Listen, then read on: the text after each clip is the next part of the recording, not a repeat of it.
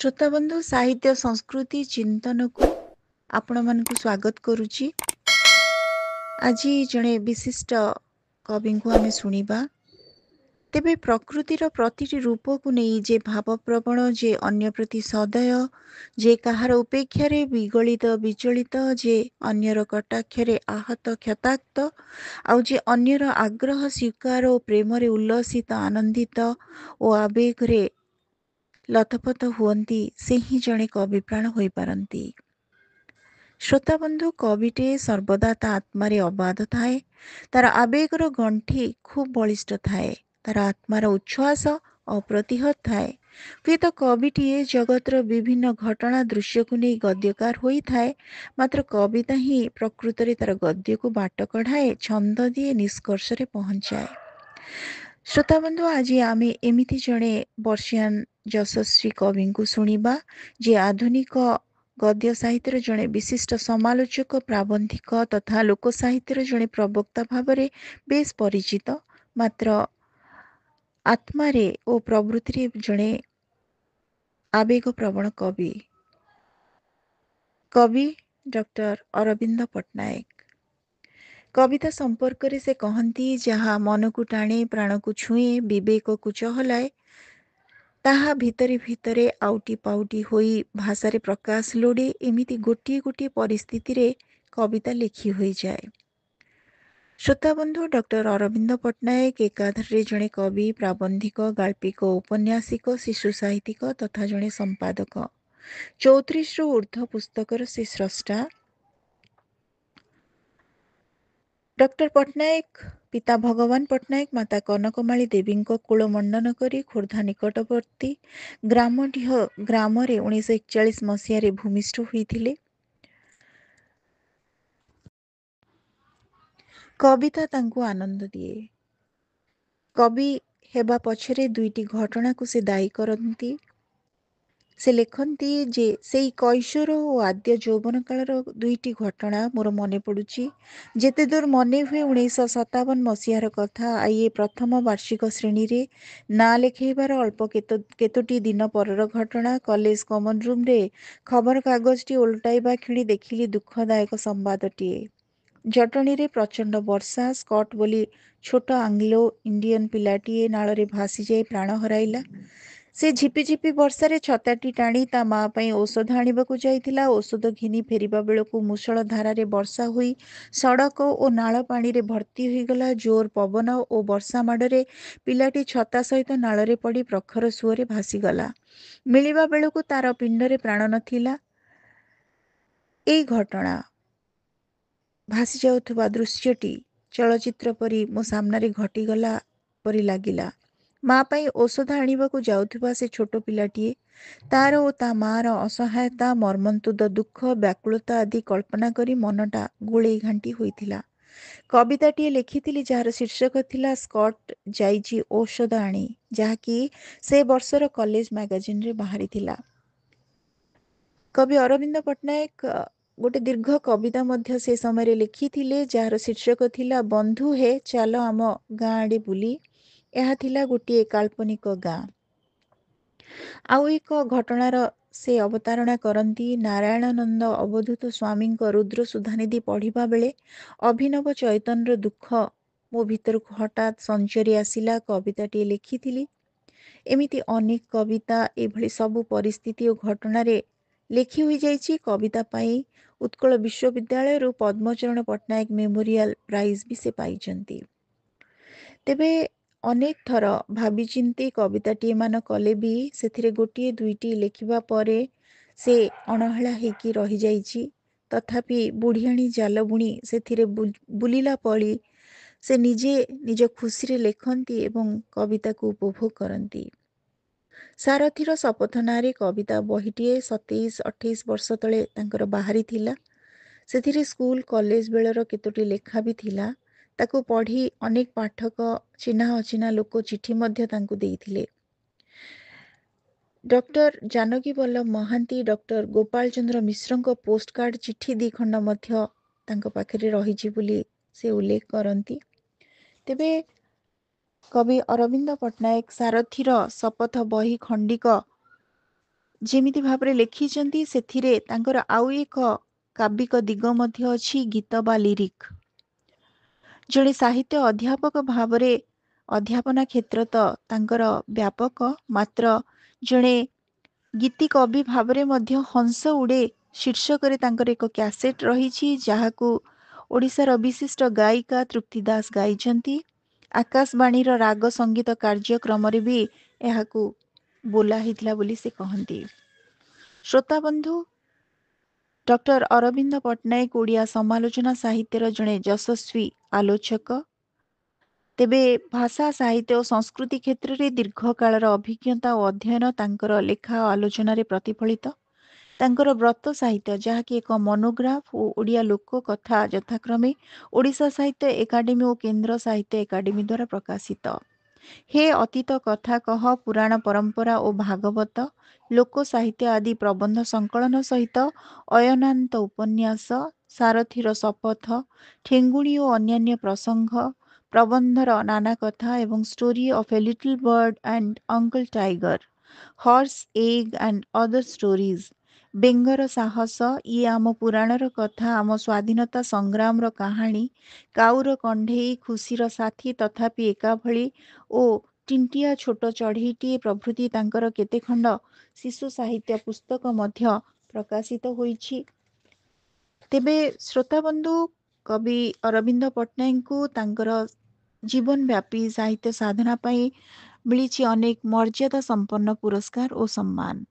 ତନ୍ମଧ୍ୟରେ ରହିଛି ଓଡ଼ିଶା ସାହିତ୍ୟ ଏକାଡେମୀ ପୁରସ୍କାର 2017, 1962ରେ ପଦ୍ମଚରଣ ପଟ୍ଟନାୟକ ଓଡ଼ିଆ କବିତା ପ୍ରତିଯୋଗିତାରେ ପ୍ରଥମ ହୋଇ ଭାଇସ୍ ଚାନ୍ସେଲର ଉତ୍କଳ ବିଶ୍ୱବିଦ୍ୟାଳୟଠାରୁ ପୁରସ୍କାର, ପ୍ରଫେସର ଜଗନ୍ନାଥ ମହାନ୍ତି ସ୍ମୃତି ସମ୍ମାନ, ଦାଶରଥୀ ପଟ୍ଟନାୟକ ସ୍ମୃତି ସମ୍ମାନ, ଆର୍ତ୍ତବଲ୍ଲଭ ସ୍ମୃତି ସମ୍ମାନ, ଭାରତ ଚନ୍ଦ୍ର ନାୟକ ସ୍ମୃତି ସମ୍ମାନ, କ୍ଷେତ୍ରବାସୀ ସାହିତ୍ୟ ବିଦ୍ୟା ପୁରସ୍କାର, ଦୟାମଞ୍ଜରୀ ସ୍ମୃତି ସମ୍ମାନ, ଜଗବନ୍ଧୁ ସିଂ ମେମୋରିଆଲ ଟ୍ରଷ୍ଟ ମାନପତ୍ର ସମ୍ମାନ, ପ୍ରାଣନାଥ ସ୍ୱୟଂଶାସିତ ମହାବିଦ୍ୟାଳୟରୁ ମଞ୍ଜରୀ ଦେବୀ ସାହିତ୍ୟ ସମ୍ମାନ, ଗୋପୀନାଥ ନନ୍ଦ ପ୍ରବନ୍ଧ ଓ ସମାଲୋଚନା ସମ୍ମାନ, ଏକାମ୍ର ସମ୍ମାନ, ଜଗବନ୍ଧୁ ସିଂ ପ୍ରବନ୍ଧ ସମ୍ମାନ, ନଗେନ୍ଦ୍ରନାଥ ସ୍ମୃତି ସମ୍ମାନ, ସଚୀ ରାଉତରାୟ ସାରସ୍ୱତ ସମ୍ମାନ, ସାହିତ୍ୟ ଭାରତୀ ସମ୍ମାନ, ଶ୍ରୀ ଗଙ୍ଗାଧର ରଥ ଫାଉଣ୍ଡେସନ, ସାରଳା ସାହିତ୍ୟ ସଂସଦ ତରଫରୁ ସଚୀ ରାଉତରାୟ ସାରସ୍ୱତ ସମ୍ମାନ ଏବଂ ବିଶୁବ ପୁରସ୍କାର ସମ୍ମାନ ଇତ୍ୟାଦି ତାଙ୍କୁ ପ୍ରାପ୍ତ ହୋଇଛି। ଶ୍ରୋତାବନ୍ଧୁ, ଆଜି ଆମେ ଶୁଣୁଛେ ବିଶିଷ୍ଟ ସମାଲୋଚକ, କବି, ସାହିତ୍ୟିକ ଡକ୍ଟର ଅରବିନ୍ଦ ପଟ୍ଟନାୟକଙ୍କୁ। ତେବେ ଆଜିର ଆମର ଅଡ଼ିଓର ମୁଖ୍ୟ ଉଦ୍ଦେଶ୍ୟ ହେଲା କବି ଅରବିନ୍ଦ ପଟ୍ଟନାୟକଙ୍କ କବିତାକୁ ଆପଣମାନଙ୍କ ପାଖରେ ଉପସ୍ଥାପନ କରିବା। ଜଣେ ଭାଷା ସାହିତ୍ୟର ଜଣେ ସମାଲୋଚକ ଭାବରେ ଆମେ ତାଙ୍କୁ ଶୁଣିଛେ, ପଢ଼ିଛେ। ତେବେ ବିଶେଷ ଭାବରେ ଲୋକ ସାହିତ୍ୟର ସମାଲୋଚକ ଭାବରେ ସେ ବେଶୀ ଆଦୃତି ଲାଭ କରିଛନ୍ତି। ଆଜି କିନ୍ତୁ ତାଙ୍କ କବିତାକୁ ଆମେ ଶୁଣିବା। ଡକ୍ଟର ଅରବିନ୍ଦ ପଟ୍ଟନାୟକଙ୍କ କବିତା, ଯେଉଁଥିରେ ତାଙ୍କର ଆବେଗର ସ୍ୱର ନିୟତ ପରିବର୍ତ୍ତିତ ହୋଇଥିବା ଭଳି ଆପଣମାନଙ୍କୁ ମନେ ହେବ। ପ୍ରାରମ୍ଭିକ ପର୍ଯ୍ୟାୟ, ମଧ୍ୟବର୍ତ୍ତୀ ପର୍ଯ୍ୟାୟ ଏବଂ ଉତ୍ତରିତ ପର୍ଯ୍ୟାୟରେ ତାଙ୍କ କବିତା, ଯାହାକୁ ଶୁଣିଲା ପରେ ଆପଣମାନେ ନିଶ୍ଚିତ ଭାବରେ ଅନୁଭବ କରିପାରିବେ କବିଙ୍କର ଆବେଗସିକ୍ତ ଶବ୍ଦ କେମିତି ବିଭିନ୍ନ ସ୍ଥିତି ପରିସ୍ଥିତି ଦେଇ ଗତିଶୀଳ ହୋଇଛି ଏବଂ ସମୟାନୁକ୍ରମେ ତାର ସ୍ୱର ପରିବର୍ତ୍ତିତ ହୋଇଛି। ଆମେ ଶୁଣୁଛେ ବର୍ଷିୟାନ କବି ଡକ୍ଟର ଅରବିନ୍ଦ ପଟ୍ଟନାୟକଙ୍କୁ। ତାଙ୍କ କବିତାର ଶୀର୍ଷକ ହେଉଛି ଶବ୍ଦ। କବି ଅରବିନ୍ଦ ପଟ୍ଟନାୟକ। ମୁରଲୀର ଶବ୍ଦ ବାରି ଶୁଭେ ରାଧା ନୂପୁରର ଧ୍ୱନି, ଥିରି ଥିରି ଥରିଯାଏ ଯମୁନାର କୃଷ୍ଣ ଜଳବେଣୀ। ଶବ୍ଦରେ ମିଶିଲେ ଅର୍ଥ କରେ ସିଏ ଭାବର ସଞ୍ଚାର, ପାଞ୍ଜଜନ୍ୟ ଶବ୍ଦ ଶୁଣି ଶୁଭେ ପୁଣି କାର୍ମୁକ ଟଙ୍କାର। ମିତ ବସିବାର ଇଚ୍ଛା ପକ୍କା ହୁଏ କେବେ କେମିତିକା, ଦେଇ ନେଇ ମଲ୍ଲି ଫୁଲ ଚମ୍ପକ ବା ଅଶୋକ କଳିକା। ଚୁକ୍ତିନାମା ହୋଇଯାଏ ସେଇ ବାଟେ ହୁଅଇ ସଂକଳ୍ପ, ସିଏ ଶବ୍ଦ ସିଏ ବାକ୍ୟ ତାହା ମଧ୍ୟ ଭାଷାର ବିକଳ୍ପ। ଶଙ୍ଖରୁ ଶବଦ ଆସୁ ଶବ୍ଦ ଅବା ଆସୁ ମୁରଲୀରୁ, ବାଦ୍ୟଯନ୍ତ୍ରୁ ଆସୁ ଅବା ଆସୁ ତାହା ବାଗ୍ଯନ୍ତ୍ର ଭିତରୁ। ଅର୍ଥ ଖଞ୍ଜା ହୋଇଗଲେ ହୋଇଯାଏ ଜୀବନ୍ୟାସ ତାର, ପ୍ରାଣବାୟୁ ଥିବା ଯାଏ ଦେହ ଯଥା କରଇ ବିହାର। ଶବ୍ଦକୁ ବାରିବା ପୁଣି ଦୂରେ ଥାଇ ବୁଝିବା କଠିନ। ଶବ୍ଦକୁ ବାରିବା ପୁଣି ଦୂରେ ଥାଇ ବୁଝିବା କଠିନ। ସେଥିପାଇଁ ମନା ହେଲା ବିନ୍ଧିବାକୁ ଶବ୍ଦ ଭେଦି ବାଣ। ଅନୁମାନ ଧୋକା ଖାଏ ବୁଦ୍ଧି କେବେ ଅକୁଳାନ ହୁଏ। ଅଯୋଧ୍ୟାର ଦଶରଥ ହସ୍ତିନାର ପାଣ୍ଡୁରାଜା ପ୍ରାୟ। ଶବ୍ଦରୁ ସଙ୍ଗୀତ ଝରେ, ଶବ୍ଦରୁ ସଙ୍ଗୀତ ଝରେ, ସଙ୍ଗୀତରୁ ଝରଇ ଅମୃତ। ନାନା ରସେ ସିକ୍ତ ପ୍ରାଣ ସ୍ୱଚ୍ଛନ୍ଦରେ ହୁଏ ପରିପୁଷ୍ଟ। ଶବ୍ଦଟିଏ ଫିଟିଗଲେ ଟେକାଟିଏ ଖସିଗଲା ଜାଣ। ଶବ୍ଦଟିଏ ଫିଟିଗଲେ ଟେକାଟିଏ ଖସିଗଲା ଜାଣ। ହାତରୁ ଖସିବା ମଧ୍ୟ ଅଧରରୁ ଖସିଲା ସମାନ। ଲାଖ ଖସେ ବାଜେ ଝୁଲେ ହେଉ ଫୁଲ ଅବା ହେଉ ଟେକା। କାଗଜର ବ୍ଯୋମଯାନ ଅଥବା ତା କାଗଜ ନୌକା। ଗୁଡ଼ି ହେଉ ସିଡ଼ି ହେଉ ନଟେଇରୁ ଛିଡ଼ୁ ଅବା ଖୋଲୁ। ଗୁଡ଼ି ହେଉ ସିଡ଼ି ହେଉ ନଟେଇରୁ ଛିଡ଼ୁ ଅବା ଖୋଲୁ। ପାହାନ୍ତି ବାଦୁଡ଼ି ପରି ଅବା କେଉଁ ଗଛ ଡାଳେ ଝୁଲୁ।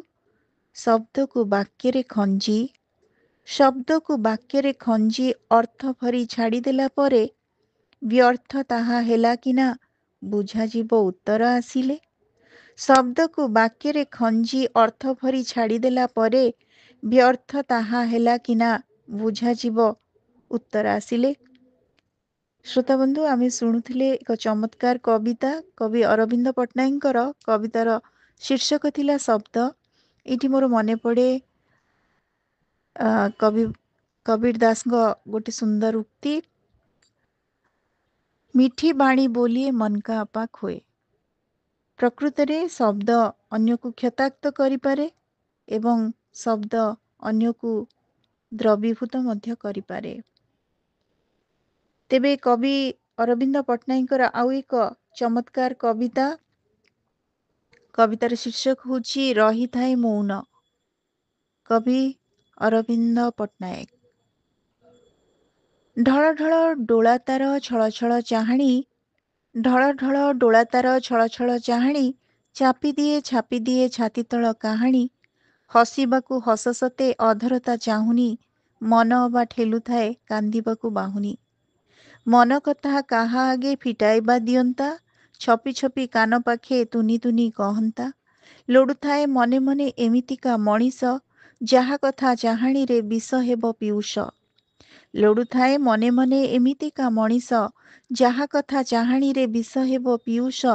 ଗୋପନୀୟ ଯେତିକ ସେ ଗୋପନରେ ରଖିବ, କଥନୀୟ ଯେଉଁତକ ବାଗରେ ତା କହିବ।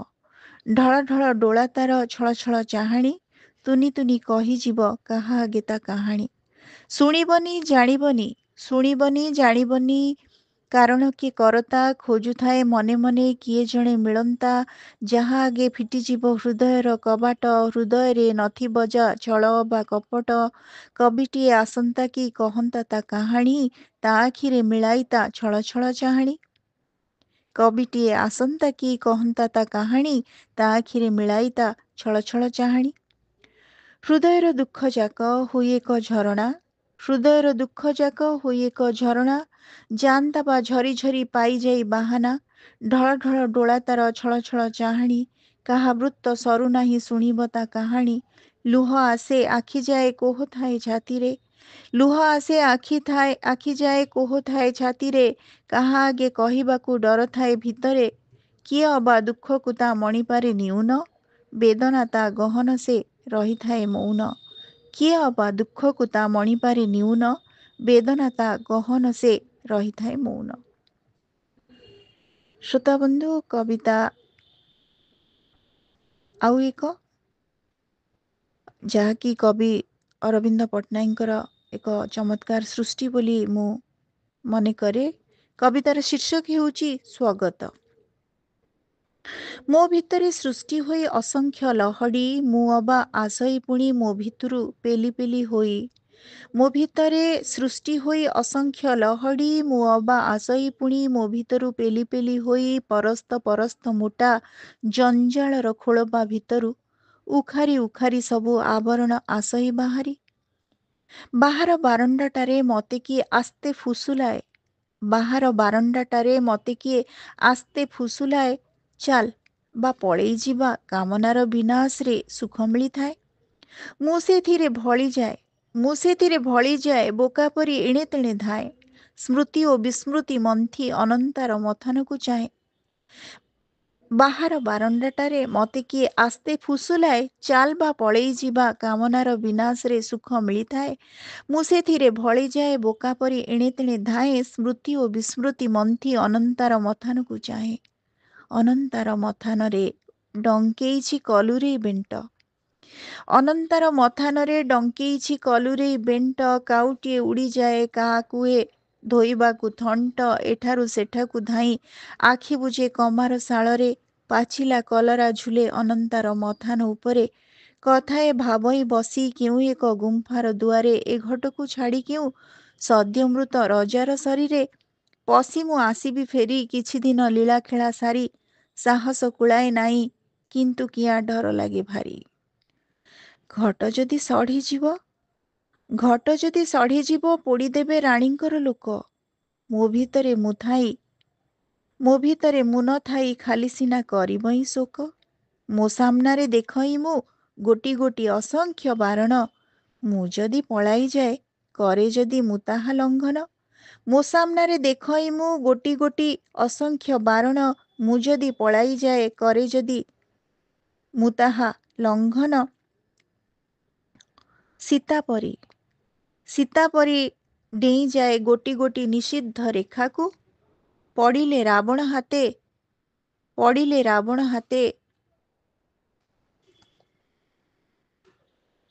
ପଛନ୍ତରେ ଦୋଷୀ ବି କାହାକୁ। ପଡ଼ିଲେ ରାବଣ ହାତେ ପଛନ୍ତରେ ଦୋଷୀ ବି କାହାକୁ। ଯଦିଓ ମୁଁ ଭୁଲିଯାଏ ତଥାପି ମୁଁ ଭାବେ ବେଳେ ବେଳେ କରାଟରେ ପୁଟ ଦେଇ ଲାଭ କଣ ଭିତରେ ତା ଭଅଁର ମରିଲେ। ଭ୍ରାନ୍ତି ଆଉ ଖିଆଲକୁ ଫେଣ୍ଟେ ପୁଣି ମୁହଁରେ ମୁଁ ନେଶେ। ଭ୍ରାନ୍ତି ଆଉ ଖିଆଲକୁ ଫେଣ୍ଟେ ପୁଣି ମୁହଁରେ ମୁଁ ନେଶେ। ଶାଖା ମୃଗ ପରିଡିଏ ଏ ଗଛରୁ ସେ ଗଛ ଓ ସେ ଡାଳରେ ବସେ। ମୋ ଭିତରୁ ଖସି ଆସି ମୁଁ ଅବା କୁଆଡ଼େ ପଳାଏ। ବାତୁଳ ପରାଏ ପୁଣି ବନସ୍ତରେ ଏଣେ ତେଣେ ଡିଏ। ହଠାତ୍ ଅଟକିଯାଏ ଭାବେ ବସି କ'ଣ ହେଲା କି। ଅସ୍ପଷ୍ଟ ଆତୁର ସ୍ୱରେ କିଏ ଅବା ଦେଉଅଛି ଡାକି। ମତେ କିଏ ଡାକୁଅଛି ମୋ ଭିତରେ ଅଥବା କେଉଁଠି। ମୋ ଭିତରେ ମୁଁ ନାହିଁ, ମୁଁ ବସିଛି ବାହାରେ ଏଇଠି। ମୁଁ ଅବା ସୀତୟାଟିଏ, ଚାରିପଟେ ଅସୁରୁଣୀ ପଲ। ଅଶୋକ ବନରେ ମୋର ଶୋକାପ୍ଳୁତ ଆତ୍ମା କଲବଲ। କୁଡ଼ିଆ ଦରାଣ୍ଡି ସାରି ବନେ ବନେ ଖୋଜନ୍ତି ଶ୍ରୀରାମ। କେତେବେଳେ ମୋ ଭିତରୁ ଚାଲି ଆସି କରିଛି ମୁଁ ଭ୍ରମ। ମୋ ଭିତରେ ମୁଁ ନାହିଁ, ମୁଁ ଯେମିତି ବାହାରେ ଗଡ଼ୁଛି। ଆକୁଳ ବିଳାପ କରି ମୁଁ ଯାହାକୁ ଖୋଜି ହେଉଥିଲି, ମୋ ଭିତରେ ସିଏ ପଶି ସତେ ଅବା ମତେଇ ଖୋଜୁଛି। ମୋ ଭିତରେ ପଶିବାକୁ ମୁଁ ଯେମିତି ଭୟରେ ଥରୁଛି। ମୁଁ କାହିଁକି ଥରୁଛି ମ? ମୁଁ କ'ଣ ଏଡ଼େ ଡରକୁଳା? ମୋ ଭିତରେ ମୁଁ ପଶିବି, ମୁଁ ରହିବି, ବିକଶିତ ହେବି। ଭିତର ଜୀବନ ମୋର ଶୁଖି ଆସେ ହୋଇ ନିଷ୍ଫଳା। ବାହାର ଜୀବନଠାରୁ ଘୁଞ୍ଚି ଆସି ମୁଁ ଏଠି ବଢ଼ିବି। ଶ୍ରୋତା ବନ୍ଧୁ, ଆମେ ଶୁଣୁଛେ କବି ଅରବିନ୍ଦ ପଟ୍ଟନାୟକଙ୍କୁ। କବିଙ୍କର ଅନ୍ୟ ଏକ କବିତା ଯାହାର ଶୀର୍ଷକ ହେଉଛି ଇଚ୍ଛା। ମୋର ସମସ୍ତ କାମନାକୁ ଆଞ୍ଜୁଳାଇ ଲିଆ କରି ପାଣି ଭିତରକୁ ଫୋପାଡ଼ି ଦେଲି, ସେଗୁଡ଼ିକ ମାଛ ହୋଇଗଲେ। ମୋର ସମସ୍ତ କାମନାକୁ ଆଞ୍ଜୁଳାଇ ଲିଆ କରି ପାଣି ଭିତରକୁ ଫୋପାଡ଼ି ଦେଲି, ସେଗୁଡ଼ିକ ମାଛ ହୋଇଗଲେ। ମୋ ଜୀବନ ସମଗ୍ର ଖସଡ଼ାକୁ ଏକ ବିରକ୍ତିକର ପତ୍ର ପରି ଚିରି ଫୋପାଡ଼ି ଦେଲି। ସେମାନେ ପ୍ରଜାପତି ହୋଇ ପାଖ ଫୁଲଗଛ ମାନଙ୍କରେ ବସିଗଲେ। ଅବୟବର ସମସ୍ତ ପରିଚ୍ଛଦକୁ କାଢ଼ି ଫୋପାଡ଼ି ଦେଲି ଏକ ଥୁଣ୍ଟା ବରଗଛ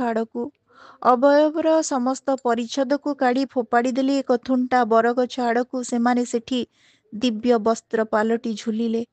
ପଳାଇ ଯିବାକୁ ଭାବୁଥିଲି କେଉଁ ଦୂର ବନସ୍ତକୁ ଗଲି। ଗାଁ ଶେଷର ଶିବ ମନ୍ଦିରକୁ ପ୍ରଣାମ କଲି ଏବଂ ଫେରି ଆସିଲି। ଶ୍ରୋତାବନ୍ଧୁ, କବି ଅରବିନ୍ଦ ପଟ୍ଟନାୟକଙ୍କୁ ଆମେ ଶୁଣୁଛେ।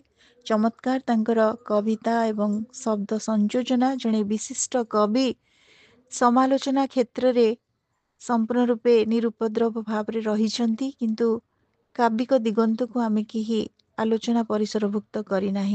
कविंकर आउ एक चमत्कार कविता भारी हृदयस्पर्शी। कवितार शीर्षक वर्ष आसे वर्ष जाए। सबुदिन सबुथर नूतन वर्ष आसे, प्रति वर्ष को आम नुआ बागरे देखे बुझे, किंतु कविंकर एक सुंदर अनुभव वर्ष नुआ वर्ष को नहीं। उत्साह उछुली उठे एई नुआ साल आसीगला। उत्साह उछुली उठे एई नुआ साल आसीगला। बुढ़ाटीए गणुथाए केते वर्ष एसन पशिला। फुलरू आसंती रंग वर्ष पंजी संखुला चिठी को एप्रिल आसीबो पुणी चिठीटीए बढ़ाई देबाकू। उत्साह उछुली उठे एई नुआ साल आसीगला। बुढ़ाटीए गणुथाए केते वर्ष एसन पशिला। फुलरू आसंती रंग वर्ष पंजी संखुला चिठी को एप्रिल आसीबो पुणी चिठीटीए बढ़ाई देबाकू। ओडिशा ओ ओडियार केउं दशा गला ओ पड़िला। केमिति चालिछि सबु पचारिब एप्रिल पहिला। बोका होई बोका करी खुशी हेबा तरीकाटीए तो। बोका होई बोका करी खुशी हेबा तरीकाटीए तो। तथापि डकाई थाए दरियारे कलिंग बोईत। वर्षटीए आसीजाए, वर्षटीए आसीजाए हसी हसी ताली मारी मारी। वर्षटीए खसीजाए पिठी करी नथीटीए धरी। वर्ष आसे वर्ष खसे समय सन थोई थोई। जीशु अबा जन्मी थिले सेथिलागी मापटीए नहीं। इतिहास लेखा हुए ख्रीष्टपूर्व ख्रीष्टापर घेनी। इतिहास लेखा हुए ख्रीष्टपूर्व ख्रीष्टापर घेनी। मनुष्यर लीलाखेला सभ्यतार गति ओ कहानी। मनुष्यर लीलाखेला सभ्यतार गति ओ कहानी। बा चमत्कार कविता।